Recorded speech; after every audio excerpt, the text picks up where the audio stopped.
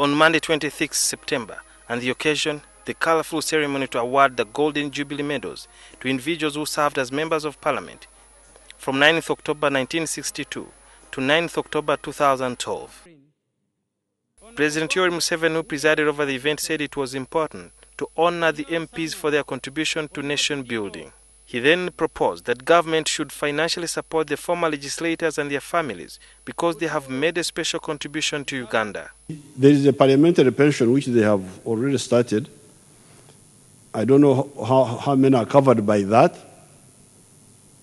If it covers only these ones who are there now, we shall extend it to cover.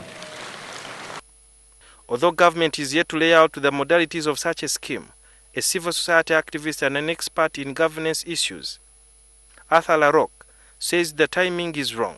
For the first time in perhaps 20 years, we cannot meet our growth targets as a country, and this is a time to make such pledges. I really think about it as a joke. But in a country like Uganda, where we are running a deficit budget, we cannot be the ones who are actually servicing our leaders like that. And arrange it on the podium. The president's remarks come at a time Uganda's economy is bleeding, with leading businesses seeking government bailout to save them from going under. Larocque urges the president to instead tell the country what measures government has designed to revive the economy. If our government was serious, this is what it should be thinking about with regards to the meager resources that we have. We should have a huge public sector reform. We should reduce wasteful expenditure, a huge parliament, a huge cabinet, unnecessary advisors.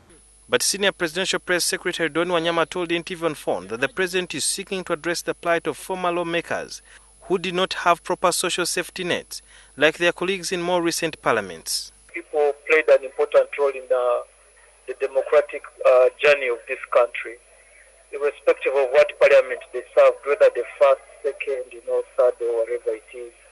Other analysts believe that Mr. Museveni is trying to lay a foundation for a possible 2021 presidential bid to extend his tenure beyond 40 years.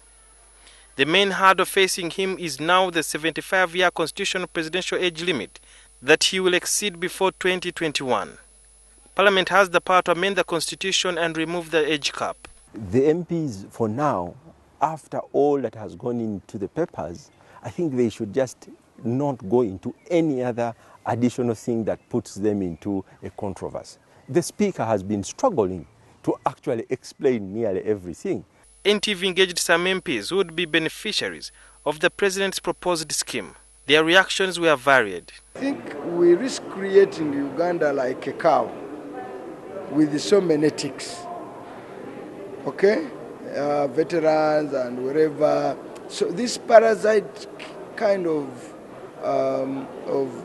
approach to public life by leaders is uncalled for. I think it is a good gesture when the president comes out and says that he's going to support them to earn a modest life, because these are really VIPs. There are other members of parliament who incurred very huge debts, and as I talk now, they sold off their properties, they borrowed a lot of money during campaigns, they lost. So some of them, they are really doing so badly. Recently, when government proposed to raise the car grant for MPs from 150 million shillings to 200 million shillings, it attracted public outrage, with some analysts saying that the August House is full of legislators who are meal-mouthed and put their interests before those of their voters.